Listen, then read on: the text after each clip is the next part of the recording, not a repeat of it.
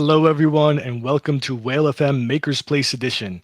In this show, we talk about everything and anything art and crypto in the NFT scene with designers and creators alike, otherwise known as non-fungible tokens. My guest today is acclaimed surrealist painter Joel Rea, the highly sought-after creative who has now taken his meticulous brushwork to the ocean with Time Wave, giving thought-provoking juxtaposition to awe-inspiring natural elements and theoretical constructs. Man, I am so excited to talk with you today, but before we go any further, I have to apologize. Didn't take a moment in the beginning to make sure I had the pronunciation of your name correct. So could you say it for me real quick? Joel Rea. So yeah, it's just Oh, all right. I was I was close, but during that I was like, oh my goodness, I didn't make sure I had it. So I'm glad I wasn't terribly off. Joel, thank you so much for joining us today. For anyone that's not familiar with your work, an amazing career, 19 years now, spanning a lot of exhibitions, collections, and just tremendous accolades, and then a foray into the NFT world, over the past year. Could you tell us a little bit about yourself and walk us through your background and journey in art? Yeah, so pretty much was, the kid that everyone could see it coming with. I never not had like pencils in my hand growing up, drawing things like Ninja Turtles and all the kind of cool stuff from, the late 80s, early 90s. So, in that kind of progression, just was like the high school art guy. Everyone knew me as like, the dude who can design you a tattoo or, draw a cool sketch in your math book. So my high school art teachers pushed me into it, like to go to straight to art college, which I was probably, going to do anyway, but I was umming and ahhing between like that and, something more formal like graphic design. But luckily I kind of got pushed in the right direction and went straight into like fine art at university. Did a lot of, bits and pieces of everything there at art college. Pretty much focused on illustration because I was really in love with the idea of being an illustrator, like having my work on the front cover of magazines like Rolling Stone and Mad Magazine, whatnot. But as I kind of left university with, some pretty good portfolio stuff, I discovered that the world was kind of turning digital and I really wanted to paint. So I was a bit torn there. And luckily I had some kind of contacts to follow up and they were just, really encouraging, saying, hey man, why don't you just like paint, what you want to paint and we'll chuck it on the gallery wall and see what happens. And immediately it was just met with, great kind of responses from, random people coming in and just enjoying the amount of detail I put into each piece. And from there, just like really organically grew. And I started kind of touring around Australia, doing the art fair scenes and mainly all the capital cities. Exhibited in some group shows overseas because we got invitations through those kind of art fairs. And then kind of really culminated with a solo exhibition in 2015 in New York City with Jonathan Levine Gallery. And that kind of really placed me in the American, art market. And from there, yeah, just doing the same thing, just exhibiting with galleries that showed my work in Los Angeles, New York, London. And, just stuck with it. Then when, obviously NFTs kind of came through, I was already like friends with Beeple on Instagram. So he was kind of like integral to getting me started, which is a pretty cool story. Yeah. So, super friendly guy. And we just had lots of back and forth because we had both been talked about on Joe Rogan. We kind of bonded about like our Joe Rogan connection and stuff like that. And Rogan bought an original painting of mine and he would post Beeple's work on the podcast. So we were just like always praising Rogan and stuff like that. But anyway, Beeple got me into Makersplace. Like he helped me kind of with my first step into it. And I was just, always in the background anyway, like having little dabbles with animating my paintings, because what I realized what I was doing with making these surreal scenes was creating a painting virtual reality. It was like a place you could look at and visit, and all the details were there. And also some fans of my work over the years, and even going back like 10 years ago, would animate my work and send it back to me and be like, hey man, I made this like fan animation of your work. And I'd be just like mind blown, just like, oh man, this is like giving my work such a cool extra element. And even going back further, I was like studying Photoshop and all those kind of programs at university. So I just knew right from the get-go that being kind of like a digital artist would really like inform my paintings, and they did, because since kind of day one, I've created almost every painting first in Photoshop. Like there hasn't been like really a painting Oh, wow. that I haven't really toiled over in Photoshop for hours and hours, and I've taken like the references and I've gone this one or that one, this one or that one, and obviously just hoarding photographs of everything I do and everywhere I go. I would come home and just hit Photoshop for hours and hours. And so a big part of my work is obviously photography, and combining that with the digital side of designing the painting, and then taking the painting and just going straight back to like drawing it onto the canvas and going through all that labor of making an oil painting. So I guess like with all those strings to my bow, it's kind of like it almost occurs to me sometimes, like do I need to like spend all this time making an artwork and toiling over the oil on canvas version, and seeing NFTs and the blockchain come to this cool awakening for all of us to like jump onto. I just thought, well, at least now like I can make these animations, I can make these digital works, and instead of just using them as like promo tools, which bring you in no revenue and bring you in no kind of like support for the work, I can now like turn them into actual artworks that bring me in some income, or set me up with some kind of legacy for collectors. So that's kind of like the nuts and bolts of it all.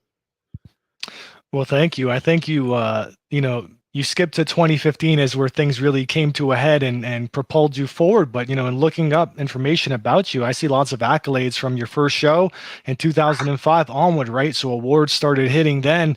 And, you've just been really prominent in people's minds as far as the type of art that you bring, and a lot of discussion on how it's unique. And I'd love to get into that in just a moment. But, you talk a little bit in some other pieces about growing up in Australia and how that really, set a foundation for you on, a lot of your perspective and what you share in a lot of these pieces.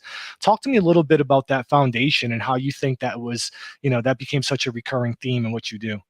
Yeah, well, I was born originally in England, and my parents brought our family over to Australia when I was 2 years old. It was a very brave leap for them to kind of leave the comfort of their homeland and just take a chance in Australia. There was an immigration kind of open border thing at the moment for people. They could just kind of bring their whole family over and stuff like that. So in fact, my family and all my dad's sisters came over. So it was like a whole bunch, like 40 family members all kind of migrated to Australia. And I guess, if anyone's ever been to Australia or seen photos of it, it's just the most visually beautiful country you can imagine. It's got these amazing beaches. It's got beautiful waves that look like it's straight out of like a simulation. It's got, rainforests, waterfalls, lush kind of bushland, valleys, and not to mention the wildlife. And we've got like clear blue skies, like most of the year, with just these dramatic sunsets and then these cool kind of like sunrises. So I was kind of always in a place where I was just so aware of this kind of importance of how like we had this natural kind of painting all around us constantly. And when I started to kind of make work, I really wanted to include things like skies and clouds, because they also have that like ambiguous feeling. Like you look at clouds and you see something, and then 90% of my paintings of skies, I haven't deliberately put something in the clouds to look like something, but the amount of kind of responses I get, and people will like draw it and copy it out and go, look, you've put this in there, like why do you I didn't mean to do that. That's the kind of like the lucidity of the whole visual aspect of it. And obviously being from the Gold Coast, you grow up, you go to the beach, it's free. As a kid, it's just the one thing you constantly do all the time, and you learn to surf and you get really into the waves. And so then like it kind of became this dual notion too, because you spend 30 years of your life in the ocean, you're going to have some amazing memories, but you're going to see some heavy shit too. And I did. I saw some real tragic events unfold in front of me. I almost like drowned myself. Seeing people kind of like pulled out of the water, completely gone. And there's just been that kind of duality since I've kind of matured into an adult, and now I've got children of my own. I kind of feel this, this overwhelming kind of fear and presence of the ocean, as well as just appreciating its beauty overall.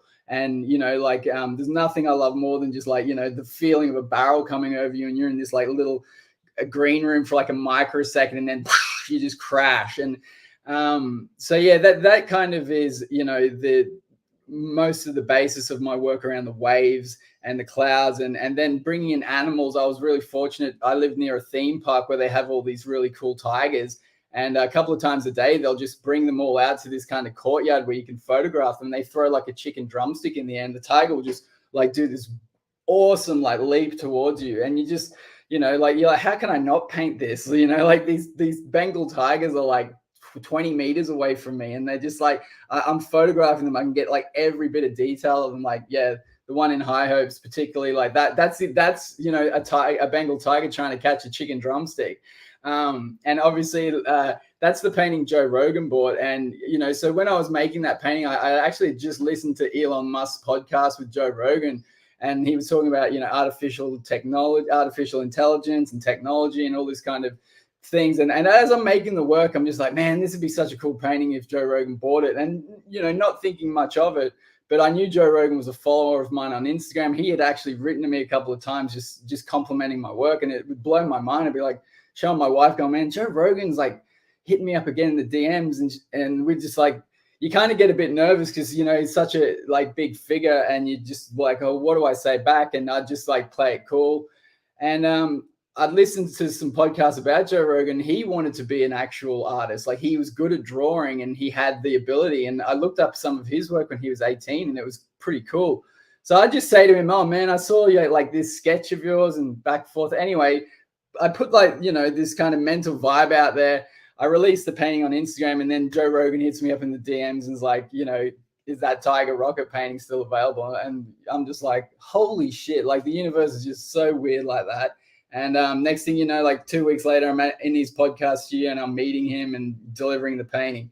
And so, I got to kind of like explain to him where the tigers came from. And, he knows the Gold Coast as well. So the Gold Coast is like this, almost like a mini little Las Vegas, but it's on the coastline, and it's got like heaps of like high-rise buildings for tourists and heaps of nightclubs. And then at the same time, it's got these world famous surf breaks. And Joe Rogan's actually had some other people on his podcast, like world champion kickboxer John Wayne Parr.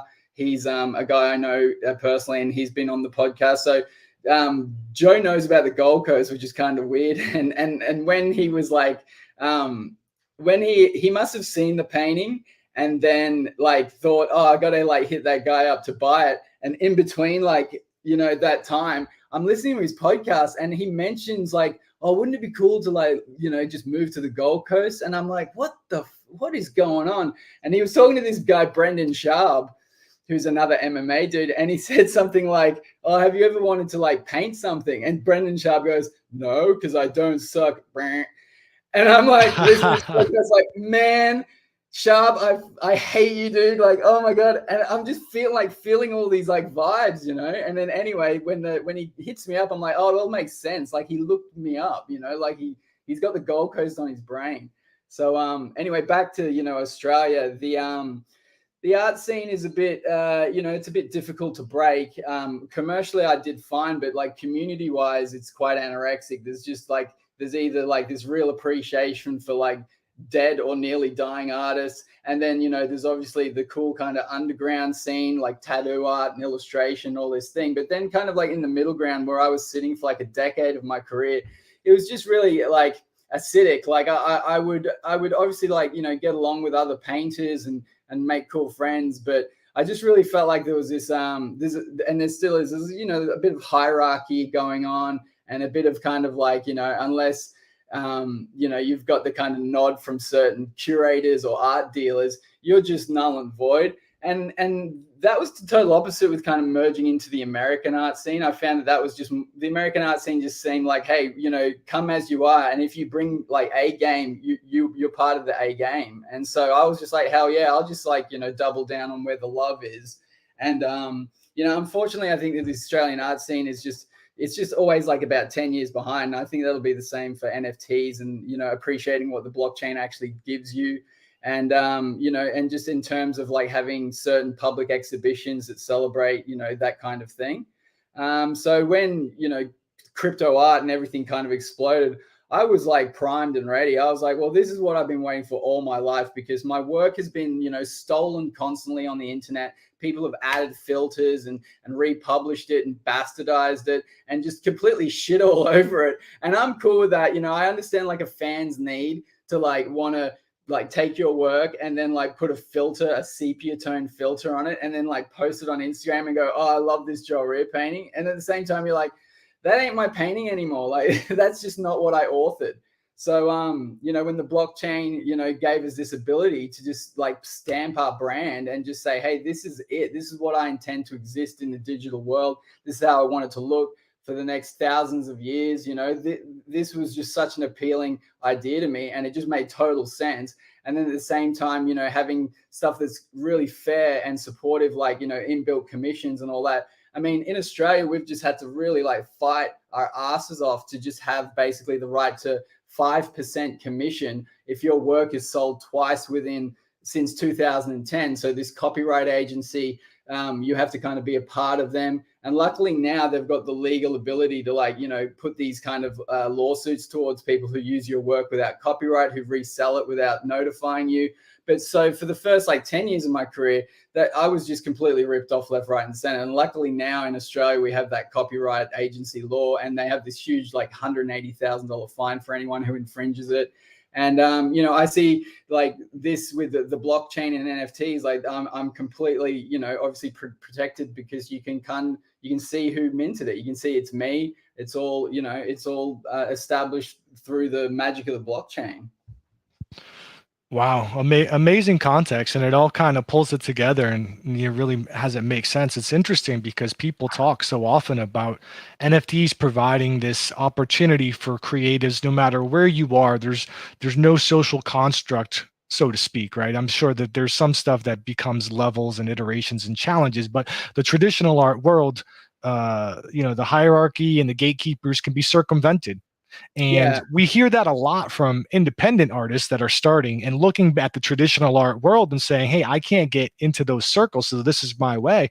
But I've never really heard it talked like this from someone that has found success within the traditional art realm, saying, hey, there's still levels to this game and they want to play a game, and this allows us to uproot it. So I really appreciate that perspective. Yeah, like I sold my work. I think I was like 24 years old, and I was already selling original paintings for like $30,000. And Art Collector magazine, the Australian Art Collector magazine, I would feed them the information and go, hey, I think I just broke a record for like the sale for the youngest artist, and they'd be like, oh, so you're interested in advertising with us?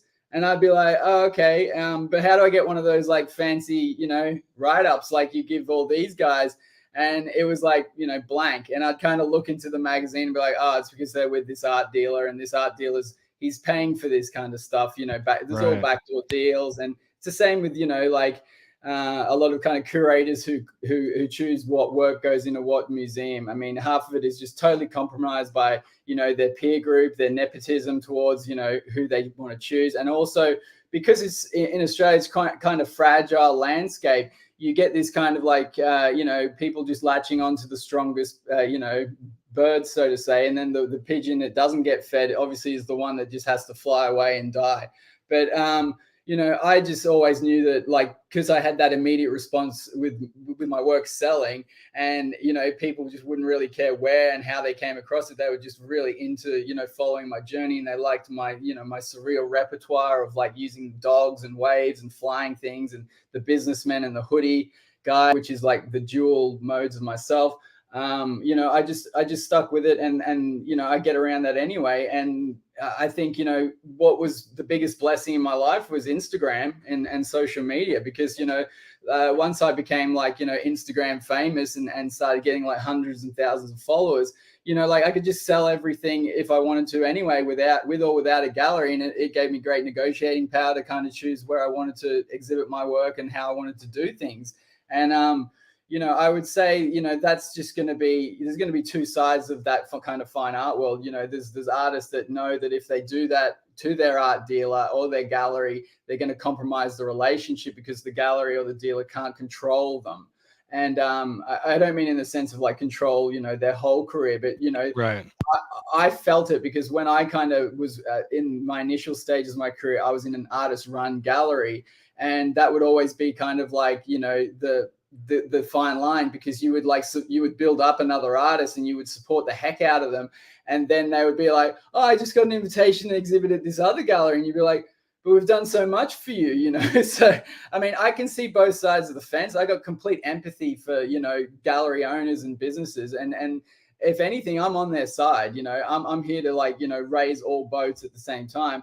But when it came to like, keeping my career going, I knew that I was the only life support mechanism. And so, I had to make those kind of decisions always to keep myself alive. And most importantly, not have to go get another job, because I think once you kind of go down that route, you're just going to put less and less time into, that art. And I really believe that, if you're going to be an artist, you just have to kind of pump like 100% of yourself into it, and that's the best way that your art will speak, about you and your life, and show your individuality, and then show, the world that this is unique. And, you'll garner those fans who really appreciate your one specific mode. You become more and more like a certain type of fine wine. You might get less and less of a kind of like narrower following because your work isn't so broad.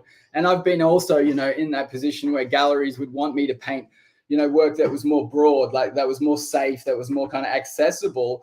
And, sometimes I wilted for the money. I was like, okay, yeah, I'll just, I'll do this easy painting. And what happens is you just don't put that on your website. You don't feel proud of it. You don't want to like show it off to people and like post it 1,000 times. And then, on the flip side, when I've made work that I've completely like been like, oh, I'm taking a risk here. I don't know if people are going to get it, but, it's something I really wanted to make. That's the work that's just gone like through the roof, And so it's always that kind of struggle. But I'd encourage any artist, like just double down on your individuality. It's what you are. It's the only thing you really have going for you, at the end of the day, besides like your ability to work hard. You are uniquely you. That's it. I love that. And to kind of bridge that to something else, there's a lot of discussion. We have a lot of people that come to our community that are, from whatever realm, photographers, artists, musicians, and they want to know, how do I get the eyeballs? How do I get traction? I hear all this stuff about engagement and sharing of yourself. Well, I'm not that gregarious, or I don't like doing promotion. I don't like doing press. I don't like doing X, Y, and Z.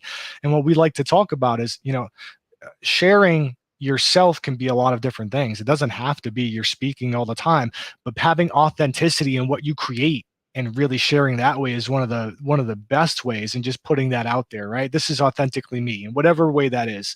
And so you talking about that really talks to that being the way. But I'd be reticent if I didn't ask you about some things I noticed when looking at your work. It's people have described it a lot of different ways. It definitely has like a dramatic cinematic quality to me when I look at it, but I can't help but notice the dichotomous nature of it, right? You have these beautiful natural occurring parts of nature, waves, sky, amazing scale backgrounds, etc. And then it's juxtaposed with something that almost in the moment by what's happening. For example, here, the lion, beautiful, but obviously menacing, right? Same thing with the waves. So I noticed that a lot. There's almost like a turmoil or like a struggle that's being depicted in what you do. Is that part of your exploration of self when you're creating these? Yeah, definitely. I mean, I'll be the first to admit there's an inner dark side to my own personality. Growing up, there was a lot of kind of turbulence in my youth, and there was kind of like, I had those parents that didn't kind of helicopter me, and it was kind of like, get out and just do your own thing. And I think a lot of those early experiences were quite negative, because you're kind of like left to your own devices, and you get around people that can kind of lead you astray. And a lot of the kind of my bros growing up ended up in really shitty circumstances, in jail, and in those kind of like lives that you wouldn't wish upon anyone. And in the background, I'm kind of like this little innocent artist, just kind of like, and I always had this like real, high sensitivity to everything. just kind of like didn't show it so much. But then when I had my ability to show it through my art, I expressed it that way. And so I guess, all the fucked up things I've been through, informed that kind of feeling of duality. Like there is so many parts of life that, can feel shit and you just want out. And then at the same time, like life is just this fucking amazing gift, like it's incredible how like, how the time has worked out in the thousands of years of the universe, how our planet is, how these kind of animals just are there. And, and once you kind of like go deep dive into science and all the other stuff and the information that surrounds all that, I just knew from an early age, from like, teenage years, that I just had enough in here to make a whole like lifetime worth of art, because I was like plugged into that feeling of like, man, like, yeah, I see like there's just like there's like God is probably like a thing that can go into like millions and millions of lives and live each and every kind of life, and that's like, this idea of infinity of time in the universe, of the scale of time, and then like of the the alone kind of consciousness that we all carry ourselves in. Like we all have to kind of live in this quiet place inside here, which is what, like a big bag of pink gooey flesh that just floats around the skull, and if you get into a car accident, it just cracks open like an egg. So like there's just all this shit that just I constantly was like, okay. And when I'd see Salvador Dali paintings, and I'd see like other surrealists, I'd be like, yeah, they're the same. Like they're tapping into it, man. Like it's a crazy jungle. Like it's not one thing. There's not like this kind of like idea of earth and then this is one way to live life. It's just like a ride, and then like this painting like Crossroads, like this just encompasses so many things, like the kind of feeling of like this sentinel of the forest and like the great tiger, and the people like kind of not even like giving a shit, like the elephant in the room topics that we just avoid, like the overall aspect of our planet's health. And there's constantly like meteors just coming through our atmosphere, and we're just like, yeah, that's just a shooting star. No, that's a rock, man. And like one day there's going to be a big one, and there has been big ones, and I think when I discovered like Joe Rogan's podcasts and all those cool stories about ancient civilizations and stuff, I mean, it was almost frustrating to me, because it was like, now I'm just getting an overload. I'll never be able to process these thoughts and these ideas in oil paintings that take me months and months and months, like I'll never be able to like, and I've been feeling that a lot lately, the fact that I only make about 3 paintings a year now.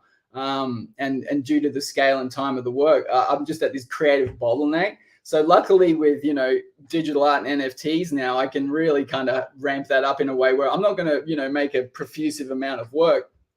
But when something's important to me and I know I just don't have the time or the ability to paint that idea, I can totally translate that into an animation, or I can totally put that into like a hybrid work. And and you just showed like a painting there, like a self-portrait of me in the ocean, See Me. I mean, talk about, read between the lines. I mean, I've got my head above water, like that's me, like just surviving, because, like sometimes the overwhelming kind of feeling of having all this, like, knowledge of the universe, and then knowledge of yourself, and kind of, it really is an anchor. Sometimes it kind of holds you in place. So in the painting, I'm anchored down. There's a great white shark looming in the background. So again, it harks back to like experience I've actually had in the ocean with sharks, and fearing death. And the painting's called See Me because at the end of the day, we've then got to completely forget everything and make money.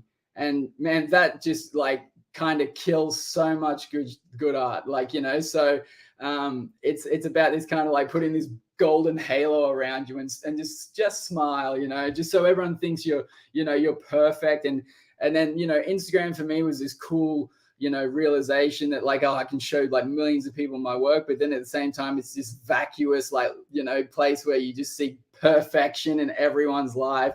And so it's just this double-edged sword.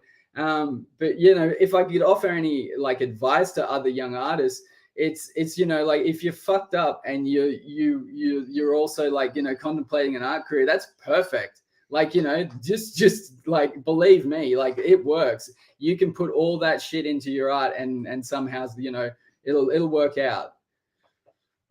I love that. That's going to be a soundbite that I snip out of this and share with people. So thank you so much. Sorry for swearing in it. That's perfect. Like we said, more sharing of yourself, right? Authenticity. I love it. We love it. You mentioned you're down to only 3 paintings per year. I think I saw somewhere it was 4. Could you talk a little bit about your process, how meticulous it is for you? You talked about going from the idea or photography to digital and then to the oil painting on canvas. Yeah.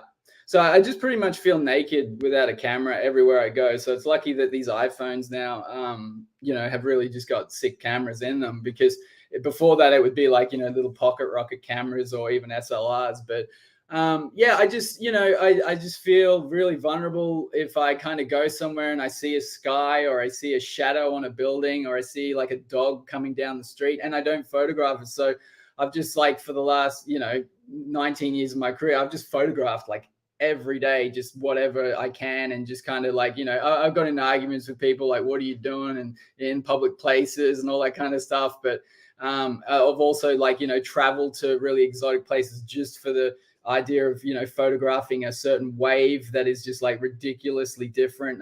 There's a place in Indonesia called Dreamland, and it's in Bali, and the wave just kind of comes up in a way where all the water just sucks away. It looks like a tsunami every wave. It just kind of like pulls and pulls and pulls. If you go to up to middle of the page there with the businessman in front of the wave, I'm pointing. So this is like from Dreamland. So it just has this ability to kind, and the waves aren't as big as that in scale, but it just, so I've traveled there like 3 or 4 times, and I've just stood on the shore and just, clicked away for hours and hours. And then, like, same as like, going to those tigers, and then, visiting museums and other art galleries, and the American Museum of Natural History that features prominently in this new drop, Time Wave. So yeah, I'm a photographer, like that's what I do, except I just don't, stop at the photographs. I then come home and I throw them all into Photoshop, and I just see what works, like what feels good. And one of the pieces that has, the wolf skull and the wave as a body, that's kind of like the result of me really, like, just kind of like tripping out on all these references over and over and over again, and trying to like get a sense of like, what am I trying to express about the world that fascinates me? And it is obviously the variety, like, like this planet is so sick. Like a wave feels like life when you're inside of a wave. It's a force, and it's this energy that you can either like use for pleasure and use it, or it just like crushes you.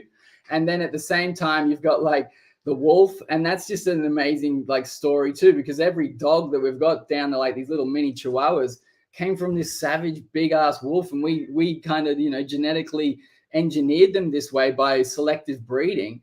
So, it's this weird kind of cross intersection of like, God, humans are just like intense in what we can do over time, and are kind of like where our motivations lie. Like, did we do that to have like, a working animal? Did we do that to have an affectionate animal? Obviously we did it to have something more safe to be around than a wolf. But then at the same time, I'd just think about like a wolf, and I'd be like, man, why the hell does this planet spit out a wolf? Like, what is the purpose of that thing? Because we place all this purpose on our existence. Like we define ourselves within religions and within, morality groups and all these other like, social decisions. And then at the same time, we just ignore that, like, there's this other kind of faction of life that is the animal kingdom, and we don't kind of place any importance on their ability to exist. And, yet they have all these secrets we'll never know. Like, we will never know what it's like to live through the eyes of a wolf. Like, we will never see how they see. We will never hear how they hear. We can only do tests and certain scientific studies and narrow it down, but we don't know about their subconscious and the way that they feel pain and empathy and love. Like, we'll never understand that. And yet it's just always kind of like one of these topics I'm like so surprised people will ignore when it comes to, the animal kingdom and the hierarchy of animals, So, and then in saying that, that's one little deep dive. And then you just go into dinosaurs, and my fucking mind just explodes. Like, my mind just goes, oh my God, like they were a thing, like they were a real thing, like, and they existed, and they were these like almost video game creations, Right. Yeah, it's fascinating, and then people, try to personify them to make themselves comfortable with it because I think it's uncomfortable to think about, their plane of existence and their reality being different than what ours is, Yeah. even if subconsciously people don't realize that they do that. But thank you for bringing up this piece. I'm fascinated with this conversation, and I'm sad that we're running short on time. So I want to make sure we schedule you to come back and talk even more, Joel, because I'm really enjoying this. Let's talk Thanks. about your drop on Makers Place tomorrow, Time Wave. Well, it's tomorrow for us, about 23 hours from now. So it'll be on May 5th in the US at 6:30 p.m. Eastern Daylight Time, different depending where you are in the world. But Time Wave is the drop. Give us a little bit of background on the thematics for it. Yeah, well, like again, it's a series that's kind of like super exciting for me because I did this unique approach to an animation where I actually hand painted this fire coming out of this like this original oil painting called Soft Inside. So the Soft Inside painting is the wolf and the wave body. And I remember, like, kind of when I'm designing this painting, this just kind of like gives you a window into all the millions of possibilities each artwork contains, and as artists, we all know that frustration because we could turn left or right and we can just change things one way and it's just completely different. So that's what I love about, jumping into NFTs and animation is the fact that now I can kind of like show, hey man, like this is kind of like one of the ideas I really had going, but I stopped at like, just the skull and the wave because it had this poetry that spoke to me also. And I just didn't want to like, take the risk. Oil painting as well, like the medium itself, it's kind of like it's just walking, a tightrope. You just can't, jump off and explore things and then rub it off. There's completely like a sacrifice you will have to commit to. So yeah, I did like 48 stills. I've just posted them on my Twitter and Instagram story. So there's like, 48 individual fire painting stills of the fire growing and then animated into the wolf skull. And so there is this kind of like idea that is it showing up? No. There's this kind of cool collaboration for me of different things. Is that if you go down my Twitter page, it'll probably be there now.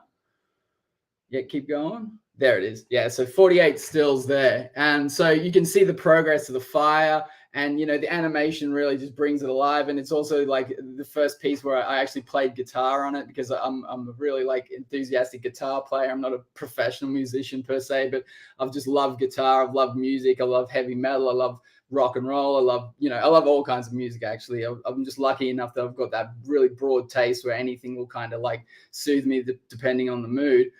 So yeah, this animation combines like some really unique shit for the first time. And just the fact that you get to mint that on the blockchain and stamp it and say like, yeah, this is one of the first kind of like unique pieces where I did this. And the fire comes out and it's all just like, it's all rocking, animation effects sell it, and to me, it just gives me nothing but enthusiasm because I'm just like, oh man, I spent like 18 years just like, okay, Photoshop, paint. And now it's kind of like, just to add this extra kind of like, string to your bow. It's so cool. And this is my third animation piece and, I'll probably only make like maybe one a year, but I think that's kind of going to be on par with my original artworks. And I was saying to an NFT collector of mine, I really believe like, my NFTs are going to grow like my original artworks. So like say back in the start, when I was just starting, I had collectors kind of like find me and and go, oh, $5,000 and we'll leave it and walk off, and you're like, oh, okay. And those same collectors have come back and found me and they're like paying $50,000 for a comparable painting. They're waiting like 2 years for it and messaging me like all the time, like, oh, when do you think the painting will be ready? And it's just, it's kind of like, well, I never like knew for sure that it was going to work out like that. So, it's not a cocky thing, but it's just like, I know that this work I'm going to keep rare. I'm going to keep really like intensive and it's going to be like something that I'm completely authoring from, the most, intense amount of kind of concentration and love I can give to a project. So, yeah, I'm just like, at the moment, I'm just trying to, with NFTs, the same way I did my original paintings, I'm just trying to like build a collector group. making them accessible and affordable. And, and eventually once I'm kind of like happy with the amount of collectors holding, it will just slowly make the boats all rise. And, everyone who kind of got in early will be happy. And I have no doubt that that's, what will happen.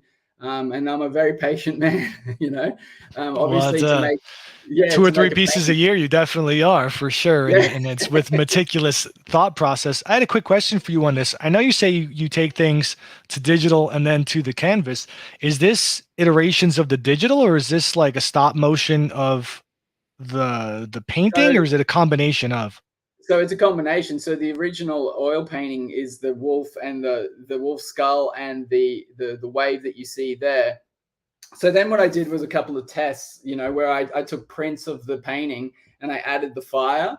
So once I was kind of confident that this would work as an idea, I built it all up and I took kind of like stage photos. Like, so every kind of development of the fire, I took a photo, and that painting is acrylic paint over a print. So each one you see there in the 48 stills is the progression of my actual hand painted detail of the fire. And, it was kind of like under pressure too, because I wanted to film it and do it all within like a couple of hours. And it was really like, something I was nervous about, but I've always been pretty good at painting fires because I've studied them a lot. And I live on property where we do a lot of burn offs and actually like burn a lot of shit. So then, to take it to, After Effects, you just add those other cool elements that can really, bring it home. And there's extra kind of like things to sell the fire, like the glow and the flames at the top. So, to me, this is just like a real hybrid, project, and something I'm really proud of, because you can see in the animation, you can see the paint strokes still, you can see the acrylic kind of smeared onto the digital, onto the print. And then digitally, you can see like effects that are completely like an animation, like you can see at the top, the flames are like added to just capture that licking of the flames. And then when you listen to the animation too, it's got like, wolf noises, it's got my guitar. I kind of do like a Black Sabbath bend at the start. And then as the climax of the fire is erupting, I do like kind of like a quick like solo. And, like just all these subtle layers of like, to me, it's just like kind of putting forward this, this statement of a creative force that's within me. And, that's within everyone. We've all got this like burning fire inside of our head of our ideas. And that was the idea, to kind of show, like these NFT, this blockchain, this crypto revolution, man, this is like setting me ablaze. Like, I'm just kind of like sick, now I can actually, make these ideas, and they're not just for promotional use. They're not just to like kind of like share with people and go, oh, what do you think of this? This is like, now I can stamp them as real artworks. I can, mint them on the blockchain, put them in history. And, and the response has been great. And, because I can see, even fans of my paintings, after following you for 15 years, they get a bit of fatigue, even if your ideas are new and cool each time. That's why everyone kind of like looks around and it likes a bit of variety. But, throwing this into the mix, I've just got nothing but like response from people I haven't heard from years. And they're just like, oh, dude, like, what are you doing here? This is crazy. And I'm like, yeah, it's just, it's the way things have evolved. Like, I didn't decide, that this was, how I would kind of be working in 2022. But I'm definitely, like, I love just being kind of, a passenger of circumstance in that way. And I'll just ride the wave of whatever, whatever's on offer. Yeah, it's super dope, especially the amalgamation of the physical and the digital. And like you said, you were always looking for ways to incorporate tech into your process, even though the ultimate end product was something that was tangible, right? This really helps you marry the two up. You were perfectly suited for this movement. So this is super dope. Random thought, and I just like to throw this out here, but this reminds me of when I was a kid and I collected trading cards, whatever they were, Garbage Pail Kids or something, and someone's dad would get the full sheet and you'd be like, that's so cool, because they had the full sheet of the collection. Hey, it could be a little Easter egg out there, just an idea. Yeah. And you have a couple of editions as well.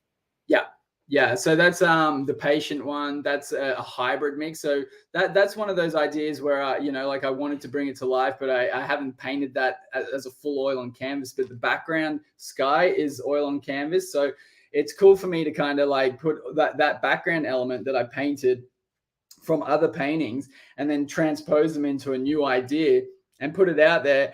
And to me, like, the idea works without having to put it into that medium, because I mean, posting it on my Instagram a while back, just a teaser of it, people were just like, when's that dropping? And I'm like, oh, it's not a painting per se. They're like, oh, whatever, that's sick, you know? And I'm like, okay, well, you know, that's what I'm looking for. I'm looking for, you know, like the engagement. I'm not looking for like, you know, this constant need to be reassured that I'm the best painter or I'm the most like patient, meticulous painter. Like, you know, even though that's like what got me to the party and will always be something that, you know, keeps me in the room as far as like that international audience, I'm more interested in communicating like ideas and giving people this kind of place to think and rest, and also like, you know, create symbols that people can kind of like, you know, use when they're in, you know, going through hard times. And you know, having this piece called The Patient One, I think that's a huge message from myself, you know, whether it be like, you know, directly or subconsciously. It's a message to me to be patient, and it's a message to all other artists out there, you know, like if something comes easy and quickly, it's not a good thing usually, you know, like I'd be very cautious when that happens, you know.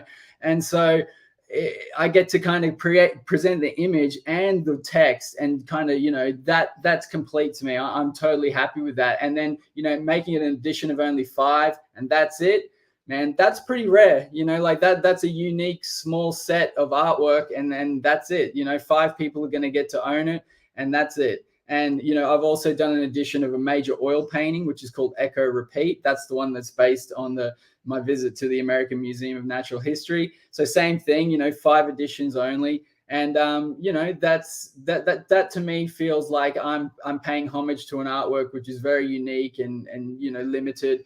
And yeah, so you can there's only 5 of them available. But, you know, same thing, that's an artwork that took me, you know, about 3 months to paint by hand. So super dope. And having been there, you know, your work evokes emotion that I have to think about a little bit on how, you know, why am I feeling this way? Is it two different things that are juxtaposed? Because obviously a beautiful place, but awe-inspiring, and this kind of talks to some of the nature behind it, right? And it makes me think when this dinosaur was alive, and I see the people that look like apparitions, right? So that they're ghosts. There's a lot to it, and so I definitely will let people have their own interpretation, because that's some of the beauty of art. But I love the nuanced layers to everything you do, as well as knowing how it comes from such a cathartic, deep place, and it gives us some more insight into you as an artist. One thing I tell everyone when we talk about NFTs is, you know, as a collector, it's an experiential thing for me to collect a piece from an artist. I feel like I have a unique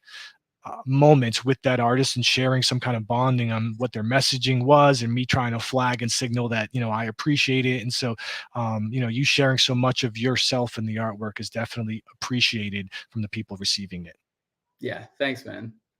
The one other thing I did notice is it looked like you also had a raffle for Yeah. your existing holders, right?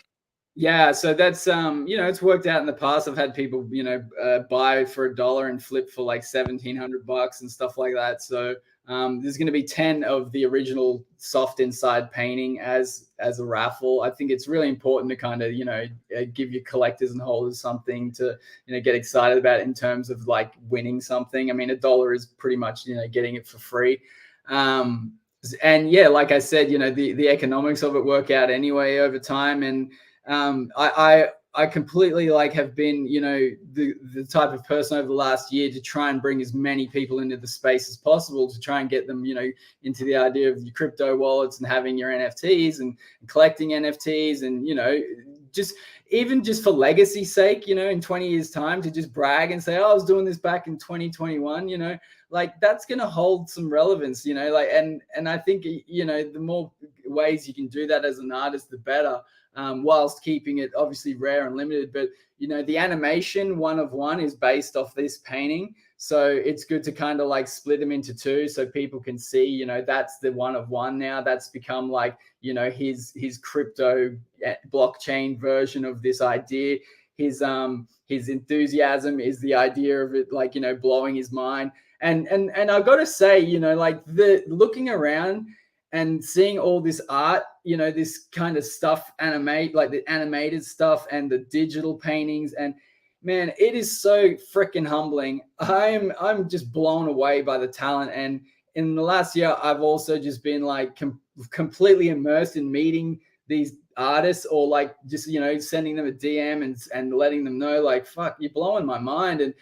And so like, as far as like the elitism and all that stuff, like if people think for a second, like because I hand paint, I'm an oil on canvas guy who sells in galleries and I get really good prices for the original paintings, man, I see the art world, this fine art world, where they sell like, you know, a blank square of red and orange for 70 million. You know, that's the mistake they made, because if they want to argue that that's like important art, well, fuck, they don't know what's coming, because the important art to me for sure is going to be this like beautiful technological driven animation, these artists that are just like digitally entrenched but can make stuff that just like you can't even decipher what's going on. Like the medium is so like convincing one way until you look closely, and then it's another thing.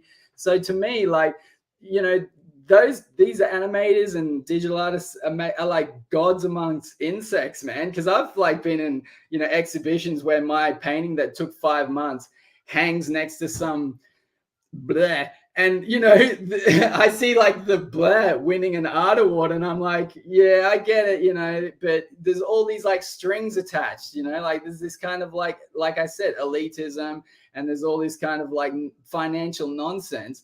And you know, when it comes down to like, you know, NFTs and arts and projects and all this stuff, it's just like way more about the art. And to me as an artist, I'm in, man. I'm all in.